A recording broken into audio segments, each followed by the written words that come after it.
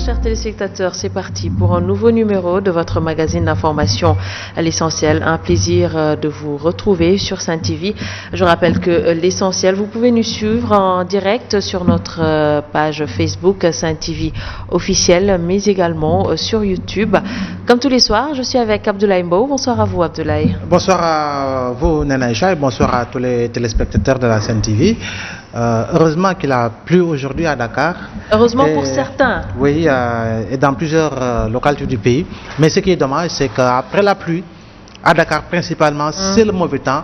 Et dans plusieurs régions, telles que la région de Matam, nous avons vu véritablement des images qui n'honorent pas le Sénégal du 21e siècle, le Sénégal de 2019, le Sénégal où véritablement on est en train de parler d'émergence parce que le problème de l'assainissement doit être véritablement un problème qui sera pris à bras le corps par les gouvernants parce qu'il est véritablement impensable de voir des familles entières patauger dans l'eau avec tous les désagréments que cela peut causer. Nous allons en parler dans l'essentiel parce que depuis quand même 2005, on parle d'inondation. Pourquoi pas de mesures préventives? Tout cela, nous allons y revenir. Ça sera un autre jour. Mais aujourd'hui, nous parlons politique. Et pour en parler, nous sommes avec le docteur Khadim Bamba Diagne, banquier économiste, mais aussi analyste politique. Également avec Bakary Domingo Mané, journaliste, chroniqueur, analyste politique. Vous allez bien, Bakary? Un plaisir de vous retrouver sur ce plateau. C'est moi. Voilà. Docteur, vous allez bien? Je vais bien, merci. Et je m'excuse du retard, parce qu'il y a un embouteillage monstre à Dakar. Docteur. Alhamdoulilah. Au moment des salutations. Alors, ce soir, nous parlons politique, je le disais, nous parlons de ce manque de réactivité de l'opposition depuis la dernière présidentielle. Ces trois candidats que sont Idrissa Seck, Madi Kenya, encore Issa Sall, se sont terrés dans un silence assourdissant. Alors, quelle analyse faites-vous par rapport à ce silence? On ne les entend pas, pourtant il y a des sujets d'actualité dans le pays qui occupent en tout cas le devant de la scène. Oui, merci. Je pense que pour répondre à la question, il faut d'abord mettre le doigt sur des éléments de contexte. Donc, après la présidentielle, ces candidats malheureux ont contesté, n'est-ce pas, disons, les résultats affichés par le parti au pouvoir. Donc, qu'est-ce qui s'est passé après? Le président, disons, n'a pas mis du temps pour appeler au dialogue. Donc, cet appel au dialogue a réussi quoi? A réussi à diviser, disons, le camp de l'opposition, puisque à l'intérieur, derrière, disons, ces candidats-là, il y a des coalitions. À l'intérieur de ces coalitions, il y a certains, n'est-ce pas, qui ont accepté d'aller, d'autres, n'est-ce pas, qui ont refusé. Donc, c'est ça qu'a réussi, n'est-ce pas, le président. Et ensuite, on a fait miroiter comme quoi, à la fin, n'est-ce pas, du dialogue, il y a possibilité d'un gouvernement d'union nationale. Pour tout ça, on l'a entendu.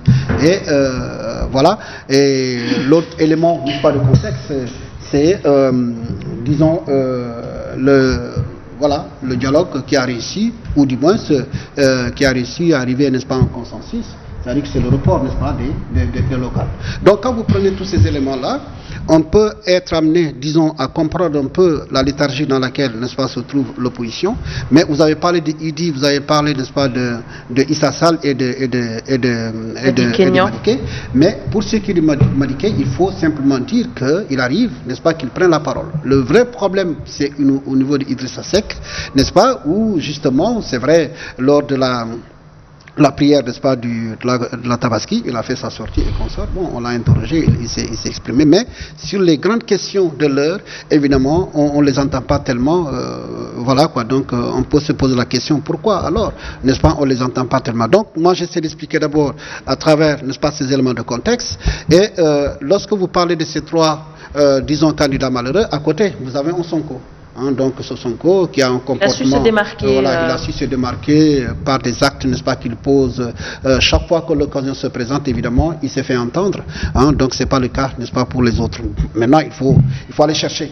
Pourquoi, disons ce meeting-là? Pour ce qui dit, évidemment, on a expliqué que voilà, donc c'est un choix. Il a choisi la communication du silence parce que il va choisir le bon moment, n'est-ce pas, pour faire ses sorties.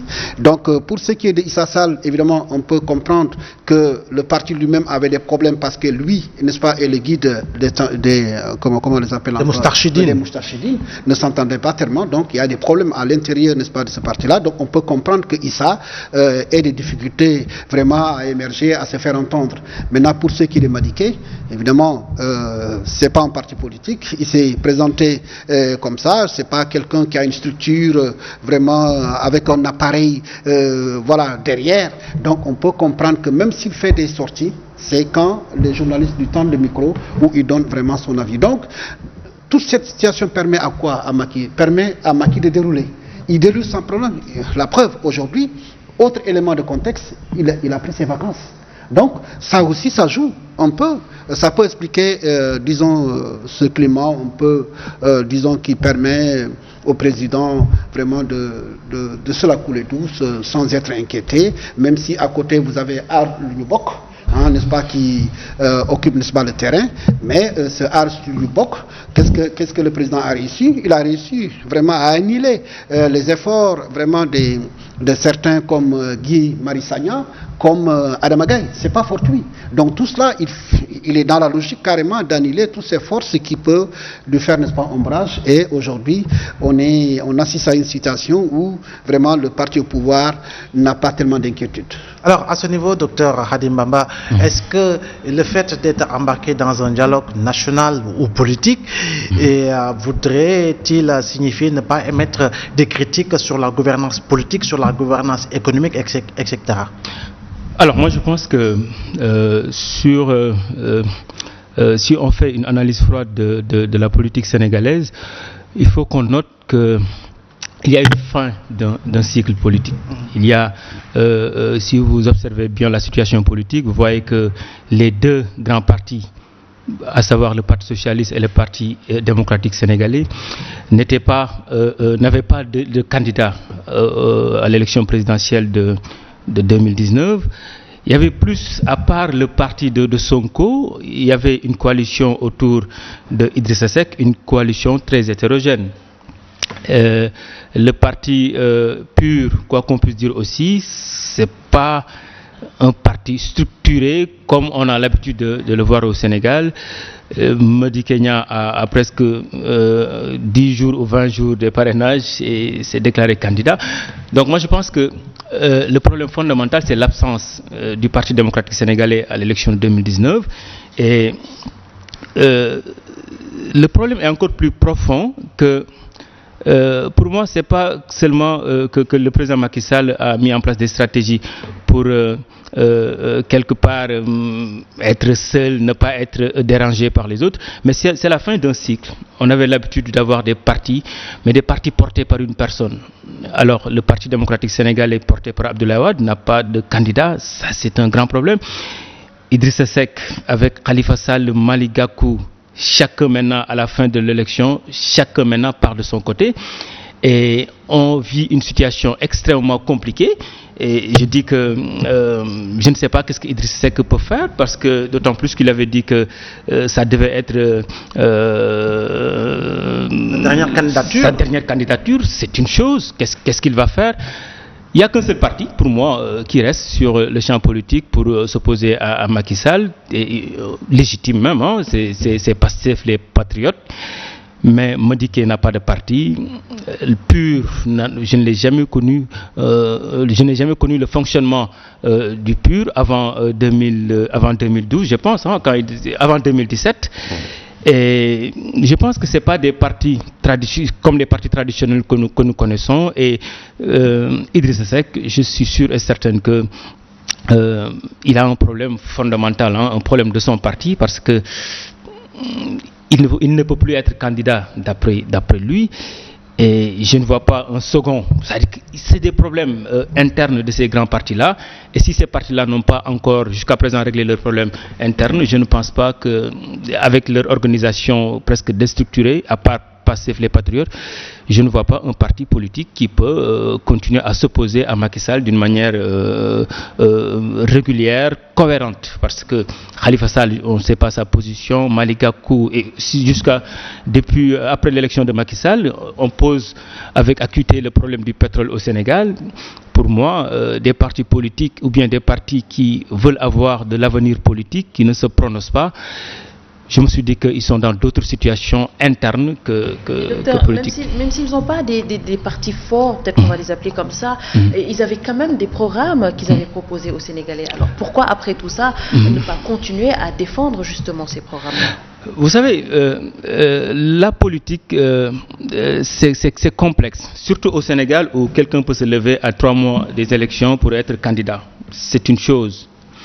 Et le problème fondamental que nous avons au Sénégal, c'est que les partis ne fonctionnent pas comme vraiment, n'ont pas un fonctionnement normal.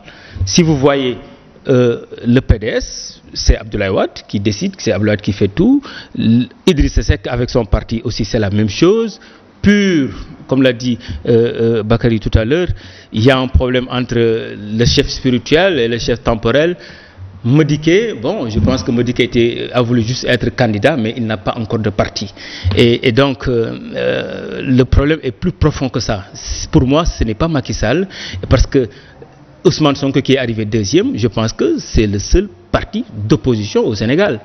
Dans les débats, dans l'actualité, c'est le seul parti qui se prononce. Les autres, je pense que c'était des coalitions hétérogènes, et à la fin de l'élection présidentielle, je n'ai pas encore entendu ces partis-là même évaluer leur candidature pour pouvoir se fixer un horizon. Est-ce que la coalition de Idi 2019 va continuer? Est-ce que la coalition qui était autour de PUR... Pour moi, c'est des problèmes profonds de ces partis politiques-là, mais l'APR n'a rien à voir avec ça. En toute sincérité, je pense que si l'APR pouvait faire quelque chose, il va le faire avec Ousmane Sonko. Mais aujourd'hui, le principal opposant de Macky Sall, c'est Ousmane Sonko. Mais je pense que c'est la fin aussi en fait, des partis traditionnels, et sous peu, vous allez voir au Sénégal qu'il y a un changement complet de la politique, et tous ceux qui voulaient faire la politique comme on le faisait en 2000-2010, ils vont tous disparaître. Et Bakary, le docteur l'a dit. Alors, à ce niveau-ci, on note une faiblesse dans l'animation du jeu politique au niveau de l'opposition. Est-ce que ce n'est pas parce que nous avons en réalité des personnalités qui ont incarné 2 générations de pouvoir, sous Diouf et sous Wade, qui véritablement ne portent plus ce combat auquel pourraient aspirer les Sénégalais? Oui, on peut le penser. Comme le disait, n'est-ce pas, Khadim, je pense que ce qui se passe dans l'opposition aujourd'hui, si je prends le cas, n'est-ce pas, du Parti démocratique sénégalais, c'est que les classiques, n'est-ce pas, libéraux sont sous la menace de la reddition des comptes. En réalité, quand vous regardez les éléments de langage, n'est-ce pas, de Oumar Sarr, de 2012 à 2019, comment vraiment ce responsable libéral a changé de discours? On peut comprendre qu'il y a des sous-entendus, parce qu'aujourd'hui, tout le monde le sait, lorsqu'on a agité vraiment, disons, le sabre vraiment de la reddition des comptes, en tout cas, beaucoup de libéraux sont passés à la trappe, même si visiblement, ce qu'on voit visiblement comme cela à vue d'œil, et d'autres souterrains, n'est-ce pas, qui ont fait l'objet de menaces. Donc, quand vous prenez ces éléments-là, ça inhibe aujourd'hui peut-être une volonté du PDS de s'affirmer sur le terrain politique. Ça aussi, je pense que c'est un élément fondamental. Et d'ailleurs, c'est ce qui explique en partie ce à quoi nous assistons aujourd'hui, des classiques, n'est-ce pas, du PDS qui refusent, disons, la nomination qu'on leur a servi, hein, parce que soi-disant que bon, c'est le fils du président Wade, n'est-ce pas, qui est derrière, et parlons de ce Karim Wade aussi. L'autre fait qui fait qu'aujourd'hui, disons, l'opposition qui devait être, disons, dirigée par le Parti démocratique sénégalais, parce que quoi qu'on dise, c'est le parti le plus fort, le plus grand, quoi qu'on dise, il ne peut pas jouer ce rôle-là, parce que simplement, celui-là qui était préposé, qui était supposé être son candidat à la présidentielle, celui-là n'est pas au Sénégal. Donc il dirige plus ou moins, par une main invisible, le Parti démocratique sénégalais à partir, n'est-ce pas, de Doha. Donc ça aussi, ça explique aujourd'hui la léthargie dans laquelle se trouve, disons, disons, l'opposition. Et il y a aussi les ambitions individuelles. C'est-à-dire que quand vous prenez un certain nombre de leaders politiques dans le camp de l'opposition, ceux-là qui ont dépassé la soixantaine, ils sont à peu près maintenant, ils frottent avec les 70 ans, ceux-là, vous comprenez leurs préoccupations, c'est qu'ils doivent manger. Ils ont envie tout de suite de régler leur compte parce qu'en se disant que le chemin n'est plus encore loin. Donc quand vous prenez tous ces éléments-là, on se rend compte que Macky, a réussi cela. C'est-à-dire que c'est la nature, je pourrais dire, comme l'a dit Khadim, peut-être que c'est des choses qui n'ont rien à voir avec l'ingéniosité politique, n'est-ce pas, de Macky. Il faut pas se méprendre à ce niveau-là, mais c'est des choses, n'est-ce pas, qui sont arrivées parce que, comme l'a dit Bamba, nous arrivons vraiment à la fin d'un cycle. Et donc il faut que quelque chose... Je pense que le PDS l'a compris, qui veut renouveler aujourd'hui vraiment, sa base, qui veut réformer son parti, parce que s'il ne réforme pas ce parti-là, évidemment, ça va être difficile pour le parti de pouvoir vraiment s'arrimer au train, n'est-ce pas, de 2024. Donc, l'un dans l'autre, pour moi, il faut de plus ces éléments de contexte, et ensuite, le fait que les caciques, n'est-ce pas, libéraux soient sous la menace de la reddition des comptes, ça aussi, ça bloque quelque part. C'est comme si Macky le tenait quelque part. Mais ça, c'est pas des choses qu'on dit comme ça sur la place publique, mais c'est en lame de fond que ça se passe, et souvent, pour des raisons que tout le monde sait, ces gens sont amenés à faire, à freiner. C'est le cas aujourd'hui de Malick Gakou. Malick Gakou, au départ, avant la présidentielle, il était remuant. Mais après, qu'est-ce qui s'est passé? Allez savoir dans les coulisses. Vous savez, il y a des choses qui se passent dans les coulisses qui ne sont pas, à la merci du regard, n'est-ce pas, du public. Et c'est là où tout se joue. C'est là où tout se joue, et malheureusement, cela impacte négativement, la marche, n'est-ce pas, de l'opposition, parce qu'on s'attendait à ce que l'opposition prenne en charge vraiment les préoccupations des populations, parce que les populations sont orphelines, il faut le dire. Il y a des questions de fond. Vous avez agité au début de l'émission la question, n'est-ce pas, de l'inondation. Ça, c'est des questions de fond. La question, n'est-ce pas, de l'éducation, d'autres questions, la question du pétrole. Mais justement, c'est là où on attendait d'entendre l'opposition par rapport à ces questions réelles qui sont là, qui occupent la scène, pourtant qui sont restées muettes. Oui, je pense que ces questions seront évoquées autour de la table, n'est-ce pas, du dialogue. Parce qu'il y a ce volet économique, il y a ce volet politique, et d'ailleurs même quand vous voyez, il y a des partis qui disent, moi je vais à la table, dialogue politique, mais je ne vais pas à la table, n'est-ce pas, de négociation politique. Donc, parce que ça ne nous regarde pas, il a été élu comme il le prétend, donc il n'a qu'à diriger, n'est-ce pas, le pays. Donc, ça, cette position-là, il y a des partis, n'est-ce pas, qui l'ont. Mais, c'est vrai, ces questions sont là. Mais comme je l'ai dit, il y a des hommes politiques ou des partis politiques qui sont divertis par d'autres problèmes culto-personnels. Parce que là, il faut qu'ils gèrent ça. Et quand ils le gèrent, quelque part, ça freine. Parce que quand des gens ont des dossiers contre vous, ils vous tiennent. Et voilà, et on agite ça, et malheureusement, nous sommes dans des démocraties bananières, où, donc on n'hésite pas, on garde pas devers soi, ce couteau-là, lorsque vous commencez à remuer, on le sort, et puis on vous met à carreau. Alors, docteur, est-ce que c'est pas pour ça qu'on parle de stratégie? Parce que là, quoi qu'on dise, le président se voit aujourd'hui presque dans un boulevard où il n'y a personne devant lui pour lui mener la vie dure. Ah, il y a trop de monde même, parce que je pense que le président est en train de souffrir et ça va continuer. Vous savez le danger en politique, si vous, comme le président l'avait dit, je vais réduire l'opposition à sa plus simple expression, c'est une grave erreur. Quand vous réduisez l'opposition à sa plus simple expression, vous allez créer d'autres opposants que vous ne pouvez pas maîtriser. Oui, c'est ce que je vais faire une analogie avec les Américains quand ils ont tué Ben Laden. Ils ont tué Ben Laden, ils ont tué Al-Qaïda, mais après on voit Boko Haram, Atmi, Daesh, des gens beaucoup plus violents. C'est ça. Un parti au pouvoir a besoin d'opposants. Et je pense que c'est cette stratégie-là qui donne naissance aujourd'hui à Ousmane Sonko, à Guy Marius Sagna et à tant d'autres. Et je pense, pour moi, il faut juste que les Sénégalais notent que c'est la fin d'un cycle. Les partis traditionnels classiques, on passe d'un système analogique à un système numérique. Et les partis refusent de se mettre à jour. Ils vont disparaître. Ça, il ne faut même pas... PS va disparaître, PDS va disparaître. Maintenant, les partis qui vont se réactualiser, qui vont faire des up-to-date pour se mettre à jour, ce sont ces partis-là qui vont se battre avec Macky Sall. Aujourd'hui, vous allez voir le parti Pastef bon, je vais répéter ce parti-là, hein, parce que... Mais vous parlez de Up Today, le PDS avec son remaniement, c'est peut-être pour se mettre aussi, pour avoir ce nouvel élan. Bon, Abdoulaye Wade a toujours raison avec le Parti démocratique sénégalais, sauf que bon, parfois je pense qu'il est un tout petit peu inélégant avec les Omar Sarr, les Amadou Lamine Sall, les Babacar Gueye, des gens qui sont allés en prison pour Abdoulaye Wade, se sont battus avec Macky Sall, des gens qui connaissaient Macky Sall, qui ont tout sacrifié pour qui ont eu tous les privilèges, hein? Mais parfois c'est pas seulement un problème de privilèges, mais je pense que comme beaucoup de leurs camarades, hein, ils pouvaient aller chez Macky Sall depuis 2016, 2015, 2014, mais Amadou Lamine Sall, suivez ce monsieur-là. Qu'est-ce qu'il n'a pas dit à Macky Sall? C'est l'aile dure du PDS. Ah oui, mais ils se sont battus contre Macky Sall. Aujourd'hui, ils n'ont rien fait. On les élève comme ça fait mal. Mais quand même, le PDS a toujours fonctionné comme ça.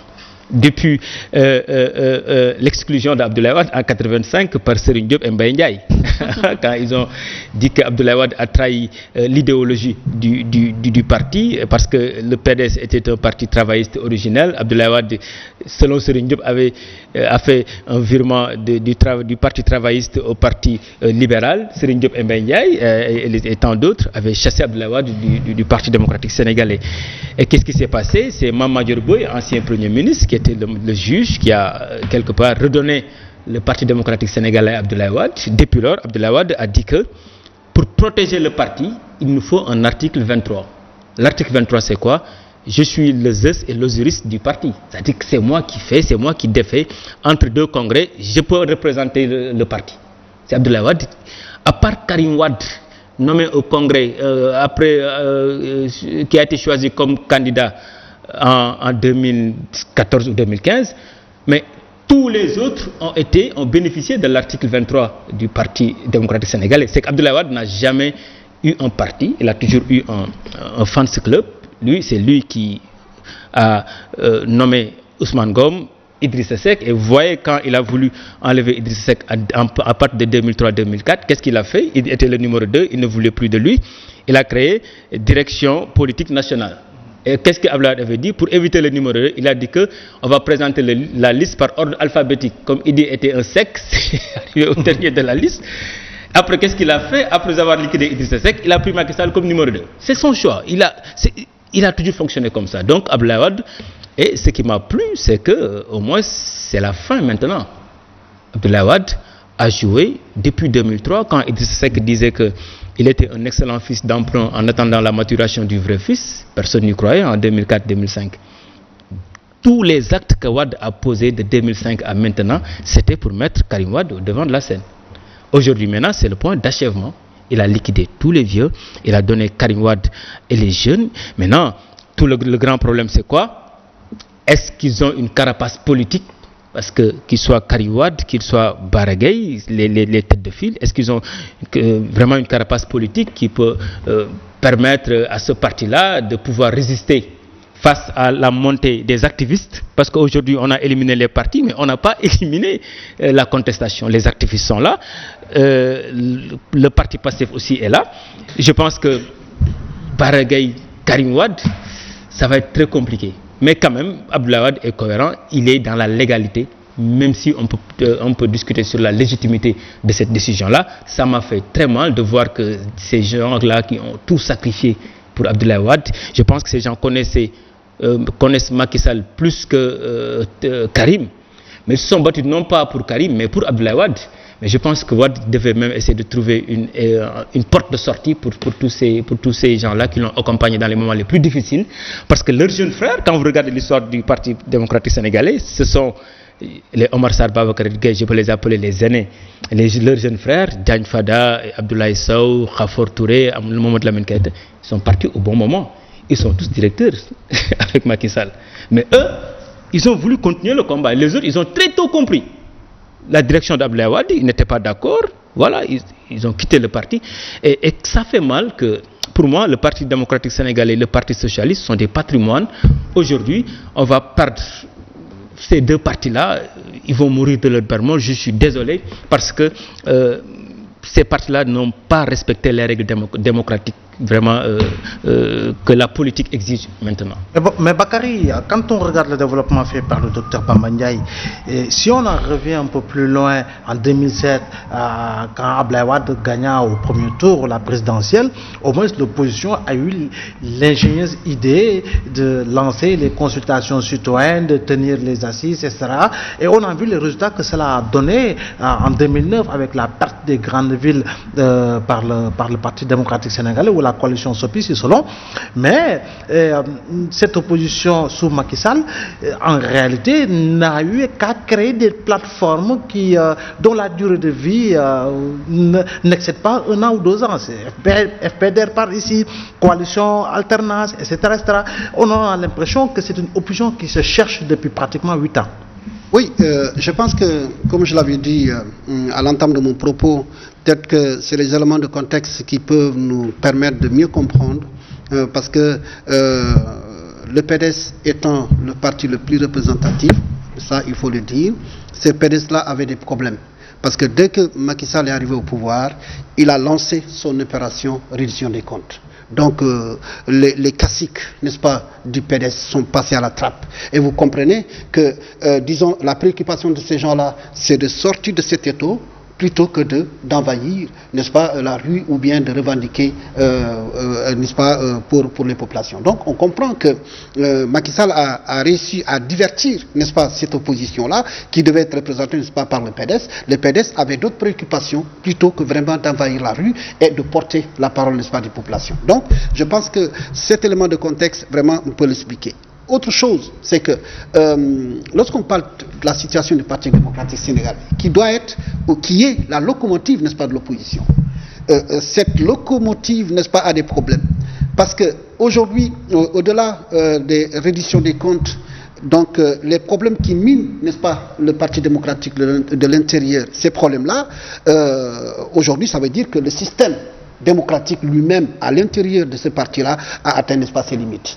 Parce que l'article 23, comme l'a dit Khadim, qui donne plein pouvoir à Wade de décider de ce qu'il fait de ce parti-là, pose un problème. C'est-à-dire aujourd'hui, si on laisse l'article 23 tel quel, on remplace les hommes, comme on l'a fait, mais on n'ira nulle part. Ça veut dire que les hommes, on les change, mais en réalité, le système demeure. Or, le vrai problème, c'est le système. Mais c'est ce système qui a été maintenu, docteur Bamba et Bakary, de 2000 à 2012, tant que Wade avait le pouvoir du décret. Justement, parce que Wade n'était pas n'importe qui. C'est un leader charismatique, tout le monde le sait. Son fils, malheureusement, n'a pas ce courage, tout le monde le sait. C'est le père qui continue de lutter à la place de son fils. La preuve, si son fils était aussi courageux qu'on le pense, mais il aurait pu forcer et revenir au Sénégal. Quoique cela le coûte, mais il ne le fera pas parce qu'il n'est pas Wade. Donc, ce leader charismatique, malheureusement, on aura la nostalgie, le pays aura la nostalgie parce qu'on n'en aura pas pour le moment. Peut-être que Sonko est, disons, sur la voie, mais un leader comme Wade, pour le moment, vraiment, je pense qu'il faut encore attendre. Geronimo, le dernier Mohican. Oui, pratiquement c'est le dernier, disons c'est le dernier Mohican, il faut dire les choses comme telles quelles. Parce qu'il était capable vraiment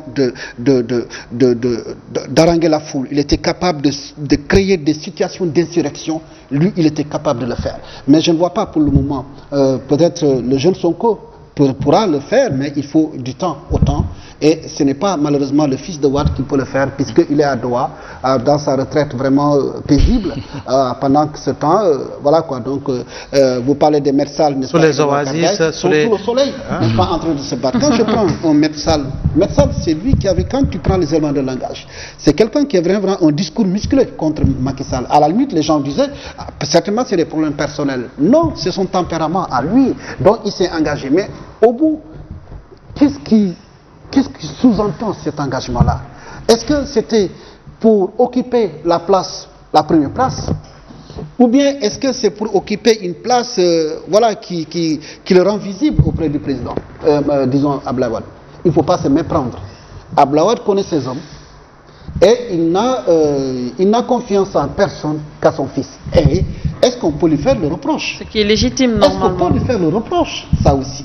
Donc, c'est ce même article 23 qui avait, comme il a dit, Harim, qui avait permis à ces gens-là d'avoir des responsabilités au sein du PDS. Comme Omar Sarr. C'est le même article 23 qui a permis à Wade de changer, n'est-ce pas, au jeu de l'équipe. Même si on dit que derrière, c'est son fils. Très bien, on peut le dire, mais moi je n'ai aucune preuve. On peut estimer que, donc c'est l'article 23 qui donne les prérogatives, n'est-ce pas, au secrétaire général du PDS de faire ce qu'il a envie de faire. Et malheureusement, il l'a fait, ou heureusement, mais dans tous les cas, on peut avoir à redire. Mais du point de vue du principe, c'est comme ça. Maintenant, on peut commenter les faits. C'est que l'article lui permet de faire ça. Maintenant, le commentaire est libre. On peut estimer que oui, il est passé à côté parce qu'il aurait pu vraiment avoir un savant dosage entre, n'est-ce pas, la nouvelle génération et l'ancienne génération. Hein, voilà, donc, mais cela n'a pas été le cas. Mais il ne faut pas se méprendre. Wade est en train de préparer l'héritage, son héritage. Il s'en va. C'est les signes perceptibles, il s'en va. Il faut qu'il se prépare. D'autres n'ont pas eu le temps de se préparer, ils sont partis malheureusement. Je parle du Parti socialiste, où justement, quand on voit un peu l'histoire politique de ce parti-là, Senghor, quand il partait, il a préparé qui? Diouf. Diouf, quand il partait, il a préparé Tanor. Tanor, en partant malheureusement, n'a pas su préparer quelqu'un. Voilà, parce que la nature en a décidé si malheureusement. Mais je dis que la logique de ces partis-là, ça aussi, il faut, quand on lit vraiment l'histoire politique de ce pays, c'est qu'il y a une jurisprudence à la matière. Quand tu prends un parti comme le FSBJ de Cheikh Bamba Dièye. Cheikh Bamba Dièye, vous n'allez pas me dire que c'est le Congrès qui... Non, mais attends. Il a hérité. Il a hérité son papa. Voilà, suite au rappel à Dieu de Cheikh Habiboulaye Dièye, son père. Aussi, il a hérité de son papa. Voilà. Donc aujourd'hui, vous prenez tous les partis. Voilà. Vous prenez le parti de Mamour Cissé, oui, c'est pratiquement le petit frère Abbas qui a été pendant autant d'années son porte-parole. Je pense que quand on pose la question démocratique au niveau macro, il faut qu'on règle cette question démocratique au niveau micro. C'est-à-dire au niveau des partis, il faut qu'on sente véritablement ce souffle démocratique. Mais il n'y a pas de souffle là. Il n'y a pas de souffle. C'est-à-dire que c'est le chef qui dirige, parce que simplement il a le cordon de la bourse, hein, donc c'est lui qui place ses pions et qui mène le bal. Malheureusement, il n'y a pas de démocratie à l'intérieur de ces partis. Alors docteur, ce manque de démocratie est souvent posé par rapport à tous les partis présents ici au Sénégal. Cette personnalisation aussi du parti est un problème réel. C'est pour cela que je dis que tous ces partis-là vont disparaître, parce que le peuple aspire à plus de démocratie. Quand vous voyez les jeunes maintenant, les jeunes ne se retrouvent plus dans ces partis classiques où quelque part c'est un leader qui dirige, c'est le leader qui met son argent aussi, c'est le leader qui achète les chaises, les bâches, ainsi de suite. C'est le leader aussi, aujourd'hui, même le parti au pouvoir ne peut pas vous présenter le bilan, ses états financiers. Parce qu'on ne peut pas, personne ne sait d'où vient l'argent. Je suis sûr et certain que c'est le président Macky Sall qui finance le parti. C'est extrêmement dangereux. À partir du moment où le leader finance, c'est le leader qui donne les ordres.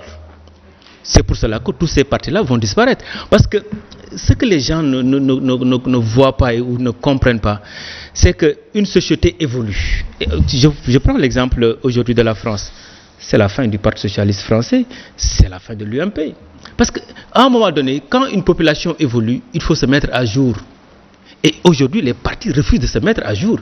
Mais si aujourd'hui, les activistes maintenant sont connus, ça veut dire que les partis politiques n'ont pas joué leur rôle.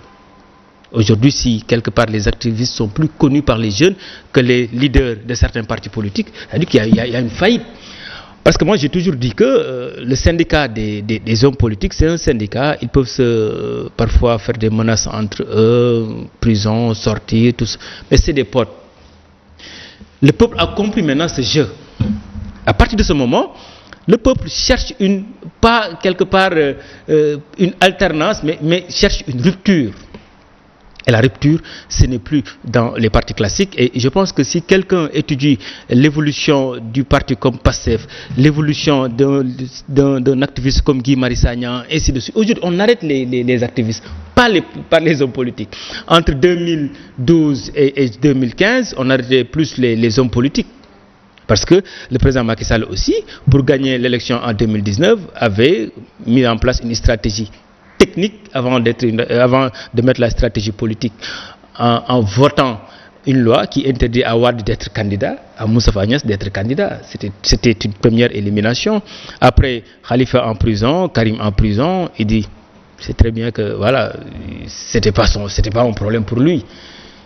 Mais aujourd'hui, avec Sonko qui de 2017 à 2019 passe de 36 000 voix à presque 800 et quelques mille voix, ça veut dire que ce n'est pas Sonko, c'est les populations qui aspirent à un changement du sang neuf. Et les partis, je suis sûr et certain que les partis classiques ne vont pas se démocratiser. Ce n'est pas possible. Et les partis classiques ont l'habitude de dealer politiquement. Tout à fait. Et donc la population évolue. Aujourd'hui, je me rappelle, il y a une dame à Mermoz qui vend des fataïas. Quand un jour j'ai parlé sur la question du pétrole, la dame m'a dit que je suis venu pour acheter du fataïa. Non, non, Khadim, dégueu-moi que nous dégueu. Je me suis dit que mais non, ça veut dire quoi? Pour vous dire que les gens maintenant, avec les réseaux sociaux, avec le développement de la technologie, les Sénégalais s'intéressent à toutes ces questions-là. Maintenant, si un homme politique continue à faire des manœuvres à gauche, à droite, la population va se tourner aux activistes, aux hommes véridiques ou bien aux partis politiques qui essaient de se mettre à jour.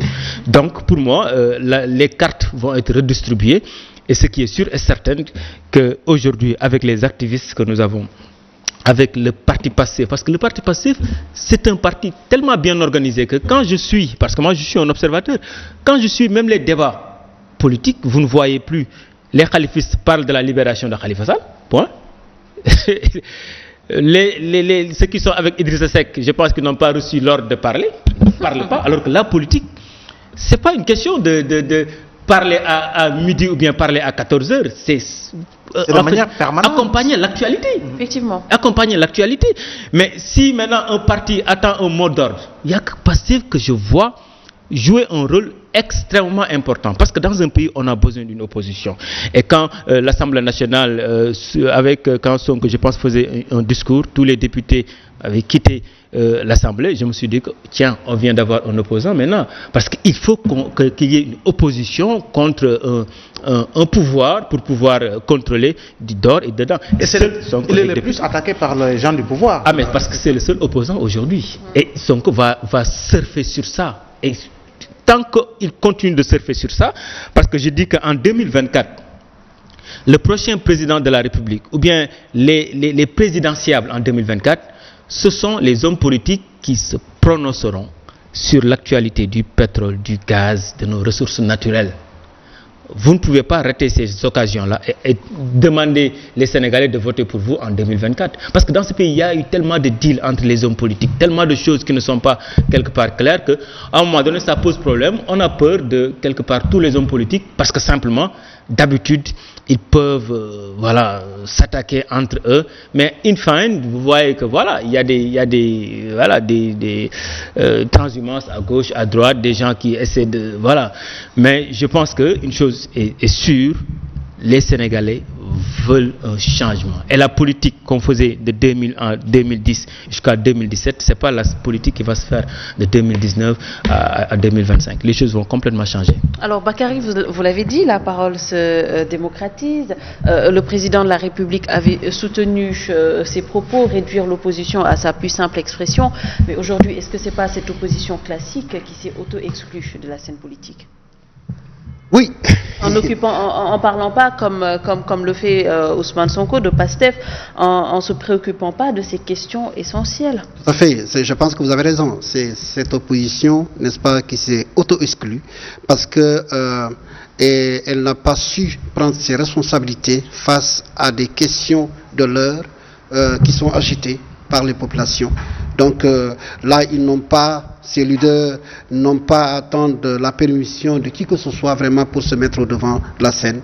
Donc des problèmes se posent au niveau des populations. Ils doivent pouvoir accompagner ces populations-là. Malheureusement, ils sont complètement aphones. Et j'ai tenté d'expliquer plus ou moins, n'est-ce pas, qu'est-ce qui est à l'origine vraiment de cela, de ce silence-là, n'est-ce pas, qui s'explique plus ou moins par des choses qu'on ne voit pas, n'est-ce pas, à la surface, mais des choses vraiment souterraines. Parce que simplement, il y a d'autres logiques dans lesquelles vraiment sont plongés vraiment ces opposants-là, ou du moins certains, qui fait que, quelque part, leur parole ne peut pas aller aussi si loin, n'est-ce pas, qu'ils le souhaitent. Donc, l'un dans l'autre, pour moi, l'opposition je ne parle pas de compromission, puisqu'il n'y a pas d'éléments, n'est-ce pas, qui me permettent de le dire. Mais dans tous les cas, c'est tout comme. Hein, parce que si personne ne s'est compromis, mais pourquoi alors il hésiterait à prendre la parole au moment où la population a besoin de l'entendre, quoi? Parce que des choses se sont passées dans ce pays-là et qui ont constitué une occasion en or, n'est-ce pas, pour ses opposants de se mettre, disons, au devant de la scène. Malheureusement, donc, ils n'ont pas joué le rôle qu'on attend d'eux. Et aujourd'hui, les populations, n'est-ce pas, sont orphelines sur un certain nombre de questions. Parce que les questions sont là. D'abord, quand j'entends les opposants, la classe politique agiter certains débats, vraiment des débats qui, pour moi, à la limite, n'ont même pas de sens. Les vraies questions sont là, sont éludées. Je prends aujourd'hui la question de l'environnement. Pourquoi nos leaders politiques ne s'inquiètent pas? Parce que dans moins de 15 ans, dans moins de 10 ans, ça va arriver. Ça dit que le littoral, là, sera immergé d'eau. Il y aura des inondations. Le dessus de la mer, la mer va avancer inéluctablement. Qu'est-ce qu'on fait vraiment pour poser ces problématiques? Par rapport surtout Qu'est-ce qu'on fait par rapport au pétrole? Quand le pétrole va arriver, le poisson, est-ce qu'on s'inquiète de ce qui est arrivé vraiment, disons, à la population, n'est-ce pas, halieutique? Voilà, parce qu'il y a des problèmes qui vont se poser à ce niveau-là, parce que l'exploitation, n'est-ce pas, du pétrole va entraîner d'autres conséquences, n'est-ce pas, fâcheuses. Est-ce qu'on a commencé à agiter ces problèmes-là? Mais ça, Bakary, on l'a toujours vu sur la scène politique. Peut-être avec cette nouvelle génération de politiciens, ça aura tendance à changer, mais ces questions, c'est pas un homme politique qui vient pour défendre ces genres de questions. D'habitude, quand on les voit se disputer, c'est tout le temps par rapport à détournement d'argent, ce somme d'argent qu'on aurait dû mettre par-ci, qu'on n'a pas mis, pas sur ces questions essentielles. Oui, mais pas sur ces questions. C'est pourquoi, excusez-moi, je pense que la responsabilité aussi de la presse est engagée dans ce débat. C'est-à-dire, quoi qu'on dise, nous avons le rôle de vigie. C'est-à-dire que quand ces politiques ne jouent pas le rôle qu'on attend d'eux, c'est à nous vraiment de sonner l'alarme. Donc sonner l'alerte, pardon. Donc malheureusement, on ne le fait pas. On est vraiment dans des comptes rendus plats, hein, dans des comptes rendus où on dit telle personne a dit ceci sur un leader, l'autre leader, n'est-ce pas, qui réplique. Donc on ne va pas soulever les vraies questions. C'est-à-dire que si, disons, les hommes politiques, par leur façon de faire, évitent ces problèmes-là, c'est nous, la presse, qui devons rappeler vraiment à ces gens-là que votre mission, vous l'avez trahi. Malheureusement, cette presse aussi est envahie par d'autres questions, d'autres urgences, parce que, évidemment, la précarité aidant, donc c'est la question de la survie, n'est-ce pas, qui préoccupe cette presse-là, il faut le savoir. Donc, voilà quoi, donc c'est difficile, finalement. Donc, l'un dans l'autre, pour moi, vivement que la génération d'activistes qui, aujourd'hui, posent les vraies questions, à côté, dont Sonko aussi, qui est en train de poser les vraies questions. La preuve aujourd'hui, quand vous voyez les contributions contre Sonko, les attaques qui sont faites contre Sonko, moi je me dis, je pense qu'on est en train vraiment de créer toutes les conditions d'en faire le vrai leader d'ici 2024. Parce qu'au fond, parler de lui en bien ou en mal, l'essentiel c'est de parler de lui. Et là, on crée les conditions, que ça soit voulu ou bien inconscient, on est en train de créer les conditions et d'en faire le vrai leader vraiment de l'opposition aujourd'hui. Mais aujourd'hui, une fois de plus, l'opposition n'a pas répondu à l'appel de façon générale. Et cet appel-là, ça veut dire que les populations ont des problèmes pressants et ces problèmes doivent se faire l'écho, n'est-ce pas, de ces problèmes-là. Malheureusement, ils sont dans d'autres dynamiques, dans d'autres logiques, hein, n'est-ce pas, où peut-être les vraies raisons qui les font agiter, ces vraies raisons-là ne sont méconnues du grand public, mais en tout cas, entre eux, ils se savent, ils se connaissent, et souvent, ils vont crier comme ça à la surface, mais ensuite, la nuit venue, ils vont rire de leur pantomelade. Voilà, c'est ça aussi le jeu vraiment de ces hommes politiques-là, malheureusement. Donc, il faut impérativement éviter le charlatanisme, voilà, j'y arrive, voilà, politique. Voilà, politique. Il faut l'éviter à coup sûr. Ouais. Voilà. Donc, non, je pense que, comme l'a dit Khadim, ça va changer. Ouais, ça va changer. Parce que aujourd'hui, quand vous analysez l'électorat, il est pratiquement jeune, cet électorat. Il est pratiquement jeune. Donc, ces jeunes sont dans une dynamique. Les partis qui ne le savent pas n'iront pas loin. Ceux qui le savent vont anticiper. Parce que cette jeunesse a une demande là. Donc pour que l'homme politique puisse être entendu, être compris, n'est-ce pas, et être écouté, n'est-ce pas, par ces jeunes, il faut un autre discours. Et je pense que ces discours-là, Sonko l'a réussi. Il a réussi. Quand les gens avaient agité, oui, il a gagné en Casamance, il a gagné, mais il a gagné partout. Il a gagné parce que pourquoi? Son discours a porté. Il a parlé aux jeunes. Le discours a parlé aux jeunes, c'est-à-dire ça rencontre les préoccupations des jeunes et le discours a pris en charge ces préoccupations-là. Et ça a atteint les masses. Hein? Mais docteur, on a l'impression qu'au Sénégal, en fait, tous les hommes politiques veulent être devant. C'est-à-dire, c'est comme si, comme à l'heure du buzz, ils faisaient la course pour aller au grand théâtre et chanter devant un grand public. Alors, tenant compte de ce fait, est-ce qu'il ne faudrait pas aller dans le sens de former, en fait, de faire dissoudre certaines formations dans d'autres formations, comme cela se fait ailleurs dans le monde, afin d'avoir des partis plus forts, incarnés par justement une nouvelle génération? Parce que si on prend l'exemple d'Idriss Seck avec le Rewmi, 2007 échec, 2012 échec, 2019 échec, est-ce qu'il n'est pas temps quand même qu'il cède le tablier à d'autres? Mais ça n'existe qu'au Sénégal. Au Sénégal, il n'y a pas de parti politique, il y a des fans clubs. Il y a des fans clubs, c'est-à-dire que Idrissa, en 2007, Idrissa avec tous ses lieutenants, Omar Sarr, Omar Gueye, Pape Diouf et tout cela, aujourd'hui, Idrissa, il est avec qui? C'est-à-dire que vous voyez que le parti n'évolue pas, et même le parti perd des leaders, perd des militants, et pourtant le parti continue à aller aux élections. C'est problématique. Moi je pense que les partis politiques au Sénégal, la réflexion, je l'ai fait, j'ai étudié la chose. Vous savez, beaucoup d'hommes politiques créent des partis parce que c'était des anciens ministres ou bien des anciens fonctionnaires internationaux qui connaissent des présidents de la République ou bien des personnes fortunées en Afrique.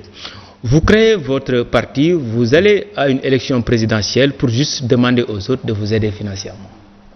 Parfois, moi, il y a des choses que je ne veux pas parler, mais quand même, certains peuvent recevoir 600 à 700 millions, investir 100 millions, même s'il perd l'élection, il a 500 millions de bénéfices. C'est qu'il y a un business politique au Sénégal. Alors du moment qu'il y a un business politique, à l'élection c'est un marché, après l'élection, il n'y a rien, tu restes chez toi, tu attends encore 5 ans, 6 ans, 7 ans. Maintenant, quand on a des partis qui s'organisent, des partis jeunes, parce que moi ce qui m'intéresse c'est ça, c'est-à-dire que des partis jeunes, ou bien des activistes jeunes, ou bien des mouvements qui seront créés entre 2021, 2022, 2023, qui vont, comme l'a dit Bakary, prendre les questions de l'environnement. Mais au Sénégal, on vit plus bien. Parce que nous tous, parfois, nous souffrons. Mon frère me disait la fois passée qu'il a une douleur dans son pied qui se déplace. C'est-à-dire que c'est des nouvelles maladies, mais qu'on ne maîtrise pas. C'est-à-dire que nous, on ne connaît que les maladies de nos grands-parents, kwashiorkor, paludisme, machin, truc. Le monde évolue avec la technologie, avec les réseaux, avec les ondes. Mais on ne réfléchit pas sur ces questions-là. Toute la question, c'est quoi? Libérer X a volé, X, ainsi de suite, ainsi de suite. Je pense qu'aujourd'hui, le système au Sénégal, notre génération, quand même, je pense qu'on a démystifié l'argent. Je pense que, en réalité, on a dépassé avoir de l'argent. Ça n'a pas de sens, avoir des milliards, mais ça n'a pas de sens. Et cette génération-là, maintenant, a une différence par rapport à l'autre génération qui pense que faire la politique, c'est s'enrichir.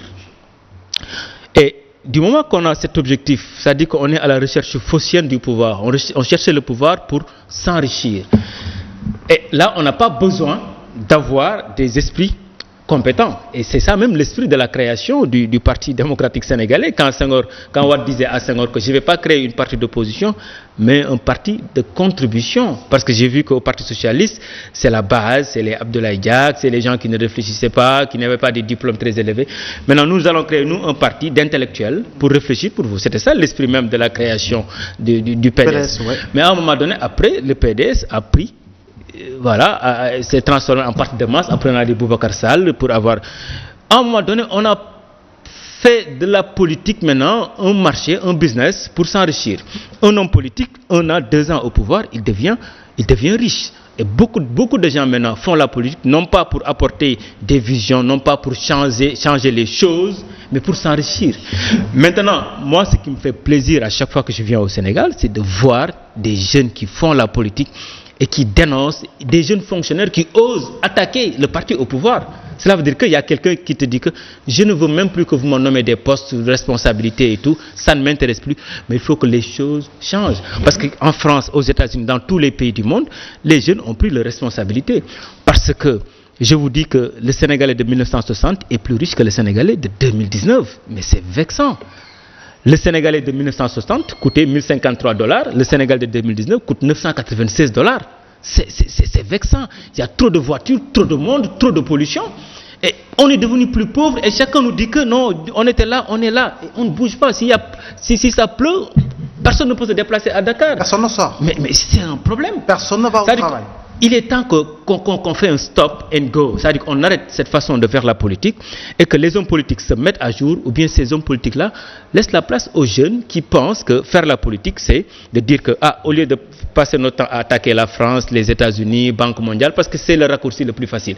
Vous choisissez un homme politique qui devient président, il achète les belles voitures, on lui traite de détournement, tout ce que vous voulez. Si ça ne marche pas, il dit que non, c'est la Banque mondiale, c'est la France, c'est les États-Unis. Et le peuple est d'accord, oui, c'est la France. Mais non. Je n'ai jamais vu les Français acheter des voitures des centaines de millions.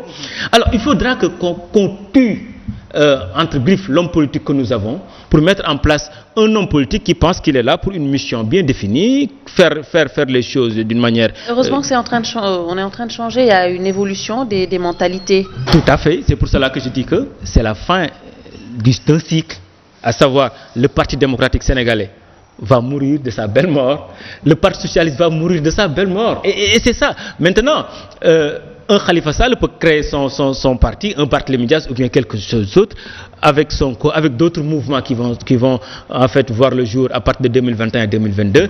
Et le parti au pouvoir, quel que soit son candidat, saura que ce n'est plus l'argent, la richesse qui va faire le président de la République. Parce que les Sénégalais veulent un changement. Il faut changer, mais surtout prier de ne pas avoir des rois Christophe. Hein. Mais quand même, ce n'est plus possible. Parce que les gens n'ont plus peur ni de la prison, parce qu'aujourd'hui, la DIC est en train de faire une mission.